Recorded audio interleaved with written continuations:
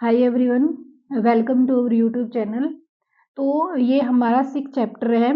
ये जो पीछे वाला चैप्टर हमने 5th किया है वो बहुत ही एक छोटा सा चैप्टर था, तो उसकी वीडियो बहुत छोटी बनी है, इसलिए हम ये नेक्स्ट चैप्टर भी आज डिस्कस कर लेते हैं। जितना जल्दी हो सके हमें हमारा सिलेबस जल्दी कवर करने की कोशिश करनी चाहिए।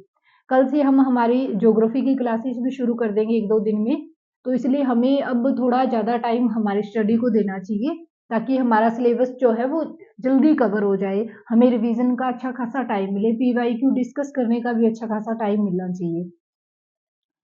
तो जैसे हमने जो लास्ट चैप्टर था उसके अंदर देखा था पंचायती राज व्यवस्था के बारे में कि पंचायती राज व्यवस्था क्या है, कैसे काम करती है। लेकिन इस चैप्टर के अंदर बात की गई है गांव का प्रशासन, यानी कि गांव के अंदर जो प्रशासन कैसे चलता है। वो तो वहां पर उस चैप्टर में सिर्फ इलेक्शन की बात की गई है, कैसे इलेक्शन होते हैं, किस प्रकार का सिस्टम चलता है।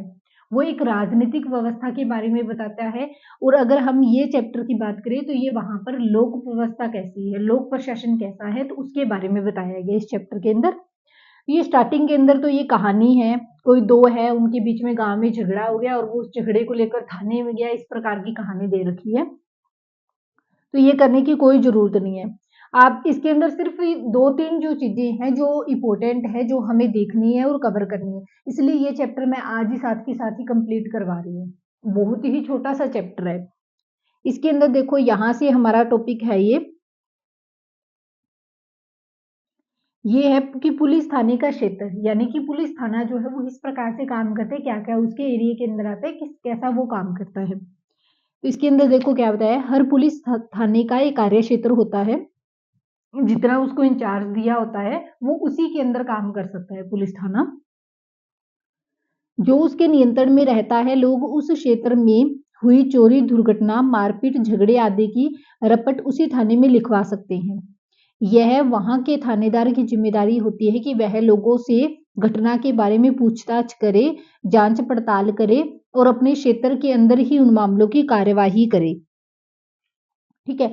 नेक्स्ट इसके अंदर देखो क्या बताया है कि नेक्स्ट इसमें बताया है कि पुलिस थाने में जो भी हुआ उसे एक नाटक के रूप में दिखाया गया है। जैसे हमने ये एक स्टोरी देखी है, ये स्टोरी कोई इंपॉर्टेंट नहीं है। अब ये कहते हैं पुलिस थाने में होने वाले काम, यानी कि पुलिस थाना जो है वो किस किस प्रकार के काम को करता है। अगर हम देखें, जब पुलिस थाने के अंदर अगर हम क्या है काम की बात करते हैं कि किस प्रकार का काम करता है, तो ये तो एक स्टोरी दे रखी है। जो मोहन और उनके बीच में झगड़ा हुआ है ना, तो वो स्टोरी दे रखी है। स्टोरी को पढ़ने का कोई फायदा नहीं है। आप ये वाला टॉपिक करें कि कौन सा क्षेत्र आता है। नेक्स्ट हम ये करते हैं कि राजस्व विभाग जो है, इस राजस्व विभाग का क्या काम है, कौन कौन से काम इसके अंडर आते हैं। तो इसके अंडर जो मेन काम आते हैं, हाँ ये सीटेट एग्जाम के लिए इंपॉर्टेंट है, इसको देख लेना। जमीन को नापना और उसका रिकॉर्ड रखना पटवारी का मुख्य काम होता है। अलग अलग राज्यों में इनको अलग अलग नाम से जाना जाता है।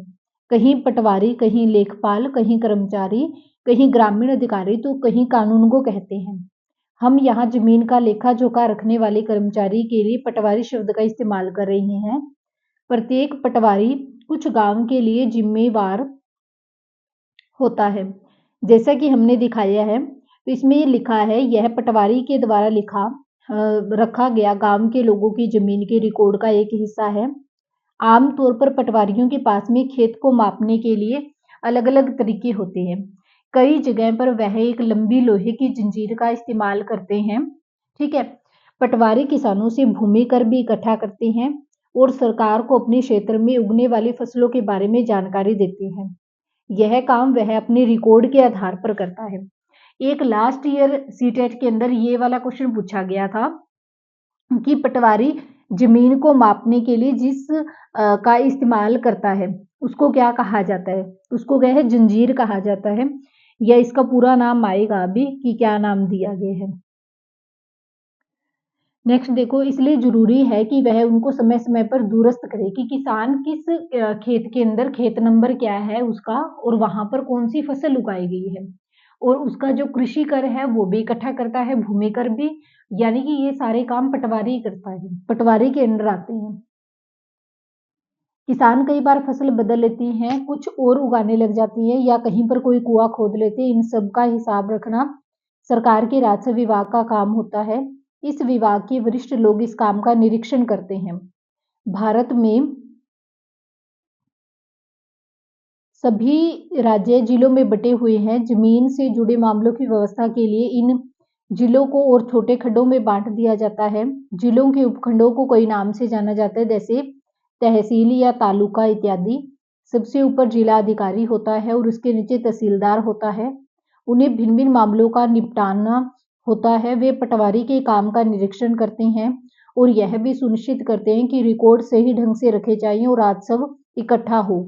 वे यह भी देखते हैं कि किसानों को अपने रिकॉर्ड की नकल आसानी से मिल जाए। वे विद्यार्थियों को जरूरत पड़ने पर जाति प्रमाण पत्र आदि जारी करते हैं। तहसीलदार के दफ्तर में जमीन से जुड़े हुए विवाद के मामले भी सुने जाते हैं। यानी कि राजस्व विभाग के अंडर, पटवारी के अंडर, तहसीलदार के अंडर कौन कौन से काम है ये बताएंगे और ये कई बार क्वेश्चन में पूछ लिए जाते हैं सीटेट के अंदर।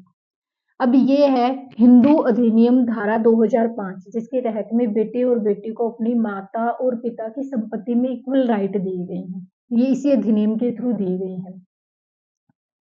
जब हम उन किसानों के बारे में सोचते हैं जिनके पास में जमीन है, तो आमतौर पर हमारे ध्यान में पुरुष होते हैं। महिलाओं की हैसियत खेतों के में काम करने एक मददगार भर की मानी जाती है। उसके बारे में जमीन के मालिक के रूप में कभी नहीं सोचा जाता। अभी तक कई राज्यों में हिंदू औरतों को परिवार की जमीन में हिस्सा नहीं मिलता था। पिता की मृत्यु के बाद में जमीन बेटों में बांट दी जाती थी। हाल ही में यह कानून बदला गया। नए कानून के मुताबिक बेटों और बेटियों और उनकी मां को जमीन में बराबर हिस्सा मिलता है। यह कानून सभी राज्यों और केंद्र शासित प्रदेशों में भी लागू होगा। इस कानून से बड़ी संख्या में औरतों को फायदा होगा। उदाहरण के लिए जैसे सुधा नाम की एक लड़की है जिसकी कहानी यहाँ पर दी गई है। यानी कि पहले ये अधिकार नहीं होता था कि बेटे और जो बेटियां थी या उनकी माँ थी उनको इक्वल राइट नहीं होते थे। अब क्या होंगे? इक्वल राइट होंगे हिंदू उत्तराधिकार अधिनियम 2005 के अकॉर्डिंग। ये छोटा सा चैप्टर था, ऑलमोस्ट कंप्लीट हो चुका है। जो चीजें इंपॉर्टेंट है वो मैंने करवा दी, आप उन्हीं को ही पढ़ी।